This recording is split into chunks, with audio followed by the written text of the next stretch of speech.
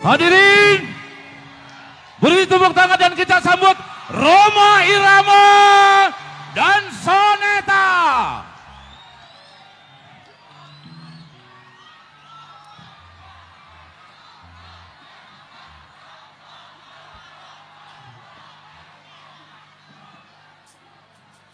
Assalamualaikum warahmatullahi wabarakatuh. Izinkan saya menyampaikan top 7 lagu-lagu sofistik Waliullah Rhoma Irama. Saya nggak tahu kenapa orang-orang itu kayak nggak terima gitu Rhoma Irama dibilang wali. Padahal kalau kita ngikut konsep lagu-lagu yang seakan-akan itu kayak percintaan gitu. Tapi kalau kita renungi lagi lirik-liriknya itu sebenarnya religius banget. Tung keripit, hai tulang bawang, kalau bibir tergigit, sakit bukan kepalang. Kita kalau tidak menyadari kewalian Rhoma Irama akan menganggap lagu ini itu mesum banget. Ngopo kok ono cokot-cokotan lambe. Udah gitu pacar lagi. Ya meskipun setelah Rhoma Irama jadi mubalek, akhirnya liriknya diganti. Kalau istri yang gigit, nikmat bukan kepalang. Cinta bisa menghilangkan rasa sakit dan juga bisa menimbulkan penyakit. Ku dengar kau sedang jatuh cinta. Ya ya ya ya ya ya. Tapi hatimu tak bahagia. Ya ya ya ya ya ya. Ada orang yang mengaku dia beriman, tapi begitu dikasih cobaan itu langsung kayak putus asa. Jangan kau lupa lagunya. Assalamualaikum warahmatullahi wabarakatuh.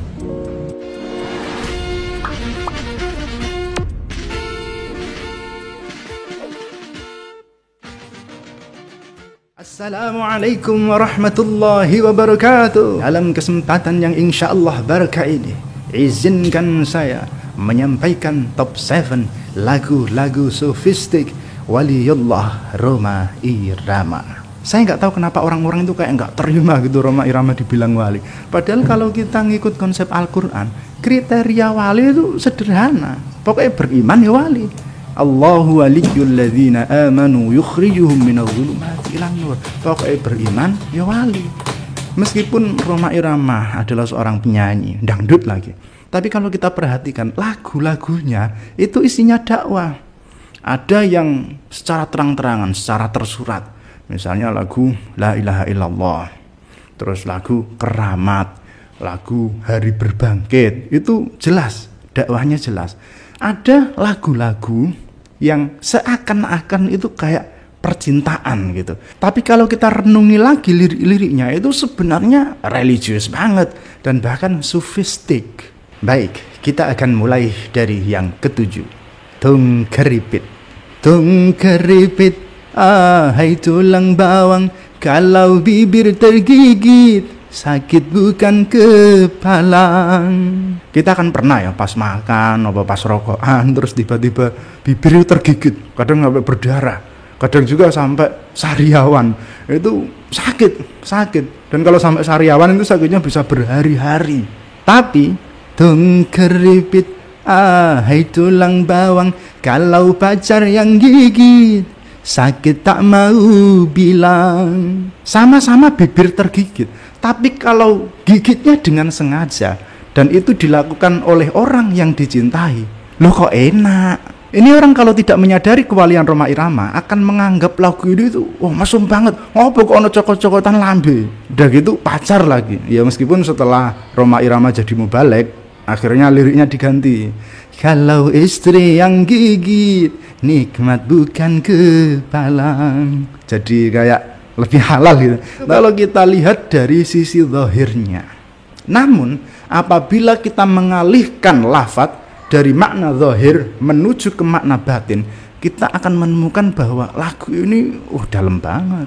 Kayak orang kalau diberi cobaan, minal khaufi wal ju'i wa naqsim minal amwali wal anfusi was samarat, dia akan merasa sedih jika itu disandarkan pada dirinya sendiri dan akhirnya bisa putus asa. Tapi bagi para sabirin, wa basyiris sabirin, berilah kabar gembira.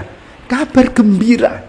Karena diberi kabar gembira, maka para sabirin ini ya gembira. Siapa sabirin? Apakah pak-lek yang jualan cilok di depan sekolahan PAUD? Bukan itu. As-sabirin di sini siapa? Alladzina idza asabathum musibatun qalu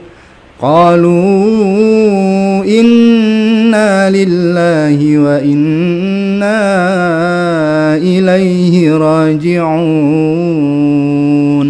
Alladzina idza asabathum musibah, orang-orang yang ketika tertimpa musibah, qalu, mereka berkata dengan kesadaran penuh, inna lillahi wa inna ilaihi raji'un. Saya ini milik Allah, saya akan kembali padanya. Yang menciptakan saya ini Allah, yang memberi nikmat saya ya Allah, yang memberi saya musibah ya Allah. Ketika tahu bahwa musibah ini bukan sepenuhnya karena saya, enggak, tapi ini dari Allah gitu. Karena tahu dari Allah, jika dia memang sayang Allah, dia enggak bersedih, dia tetap gembira. Ya namanya musibah ya memang enggak enak, masa depan yang suram, terus kesusahan makan, enggak punya uang, itu enggak enak semua. Walaupun sakit tapi tidak dirasa, itu karena adanya rasa cinta. Bibir digigit sebenarnya ya sakit, tapi karena yang gigit ini orang yang disukai, ya sakitnya nggak kerasa. Musibah tadi semuanya itu ya nggak enak, tapi kalau dia menyadari siapa yang memberikan musibah, jadinya ya biasa aja. Jadinya nggak terlalu nelangsa. Cinta bisa menghilangkan rasa sakit. Sebenarnya sakitnya nggak hilang, cuma rasanya hilang. Cinta bisa menghilangkan rasa sakit. Itu seperti obat anti nyeri. Sebenarnya sakitnya masih ada, cuma udah nggak kerasa gitu, nyerinya udah hilang. Dan juga bisa menimbulkan penyakit. Loh, tadi katanya menghilangkan rasa sakit, kok ini menimbulkan penyakit? Ini gimana? Mungkin juga ada di antara kalian yang berpikir, kenapa ya ada orang-orang yang mencintai Allah dengan sepenuh hati, terus rajin ibadah, tapi kok hidupnya kok melarat. Mestinya kalau dia mencintai Allah, Allah mencintai dia, ya hidupnya dibikin enak, nggak dibikin melarat, nggak usah dikasih cobaan. Masalahnya nggak gitu konsepnya. Ahasiban nasu ay yutraku ay yaqulu amanna wa hum la yuftanun. Apakah orang-orang itu mengira setelah mereka mengatakan aku beriman, terus dibiarkan gitu aja, nggak dicoba? Ya dikasih cobaan. Kata Nabi, man yuridillahu bihi khairan yusab minhu. Orang yang dikehendaki oleh Allah menjadi orang baik akan diberi cobaan. Nah, ketika orang ini tahu akan hal itu, ya sakit tadi itu jadi nggak kerasa, malah seneng gitu. Yang keenam, jatuh cinta. Ku dengar kau sedang jatuh cinta. Ya.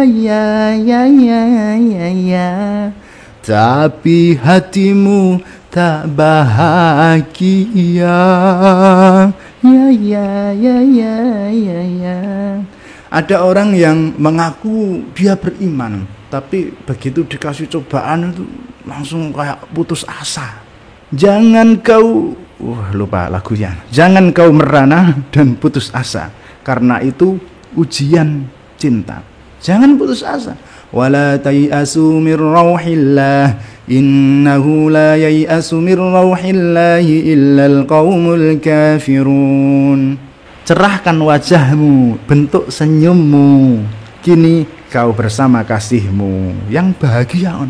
La takhaf wala tahzan, innallaha ma'ana. Di antara ciri-ciri waliullah itu tidak suka sedih, tidak suka merana.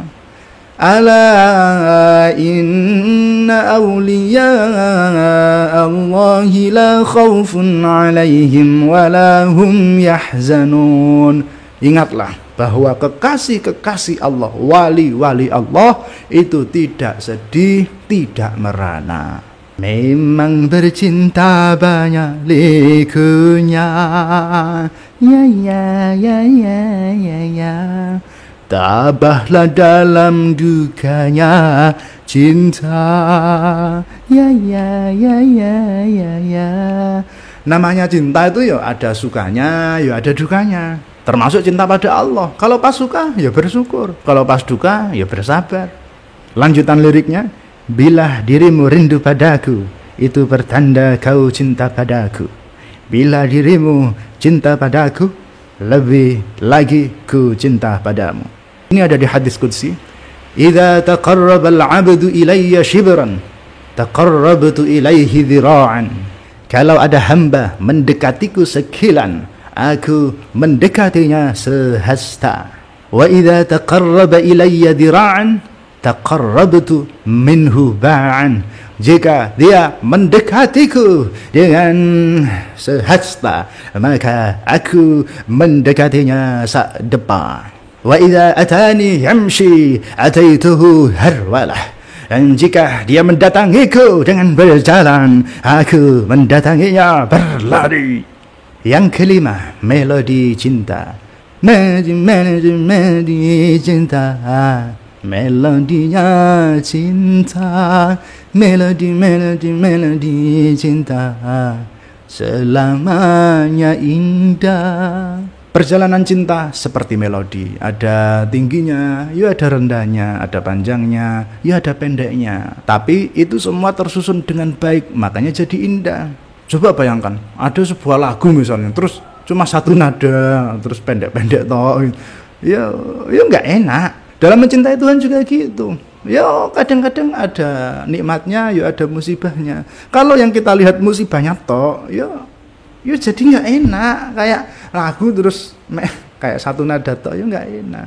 Jadi ada dinamikanya gitu, ya ada tingginya, ada rendahnya, ada pendeknya, ada panjangnya, ada musibah, ya ada nikmatnya. Kalau kita melihatnya itu sebagai satu rangkaian takdir, itu jadinya ya indah, makanya selalu indah. Bila si dia berpola, ku tak pernah marah.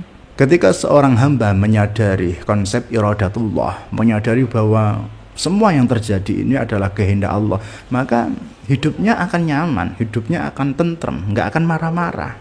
Bila si dia yang marah, itu hanya menjadi sayang, supaya disayang, ingin jadi sayang.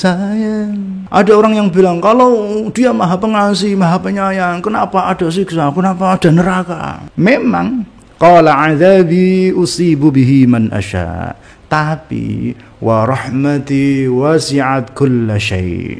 Bahkan kata Ar-Rumi itu pernah bilang, orang yang masuk neraka itu mereka bahagia, lebih bahagia daripada saat mereka berada di dunia. Kenapa? Karena saat mereka berada di neraka, mereka mengingat Allah. Mereka sudah tahu kebenaran, dan tidak ada kenikmatan yang melebihi nikmatnya mengingat Allah.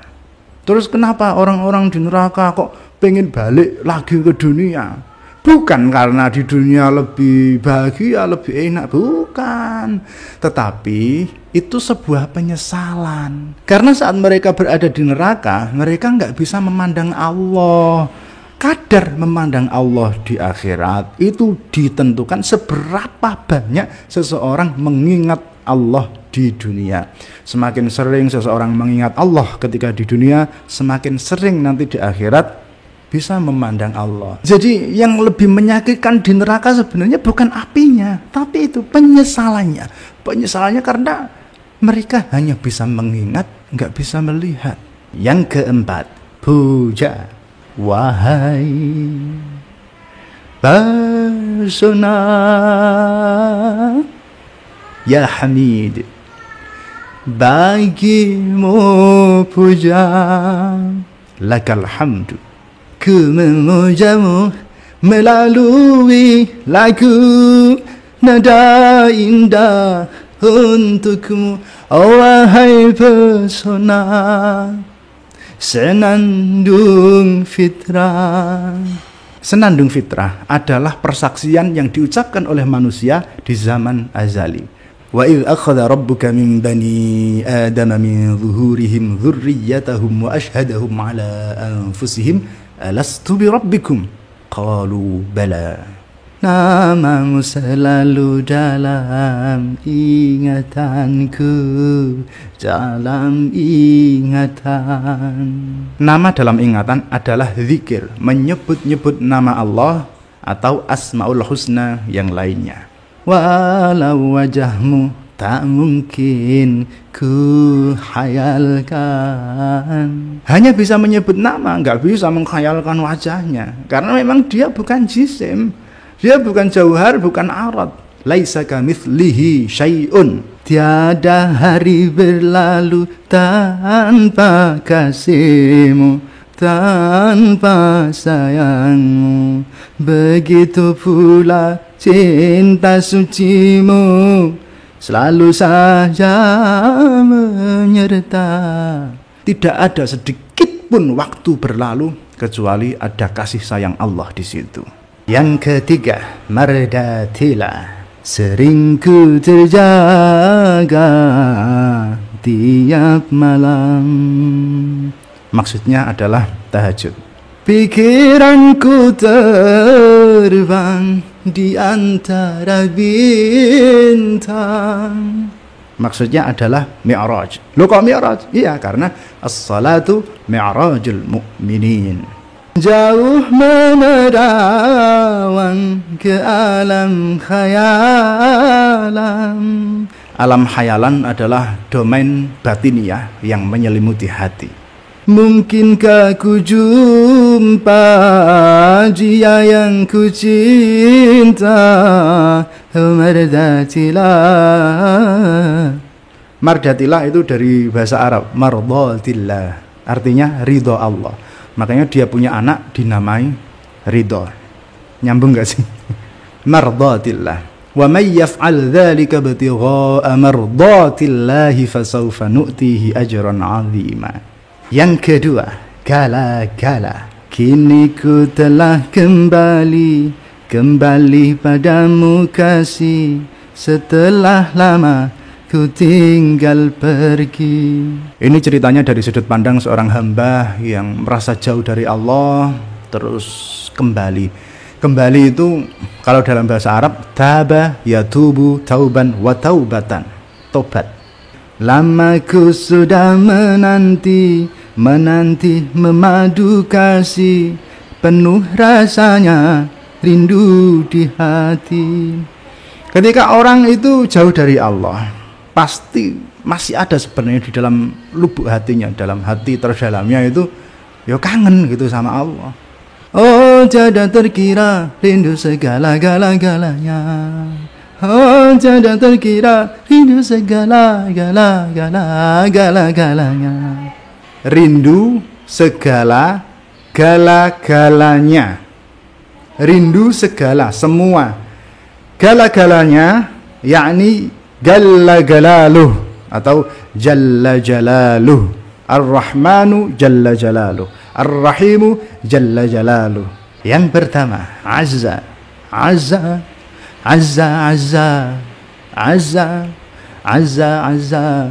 Lagu ini masih satu album dengan yang gala-gala tadi, dan saya melihatnya ini nyambung.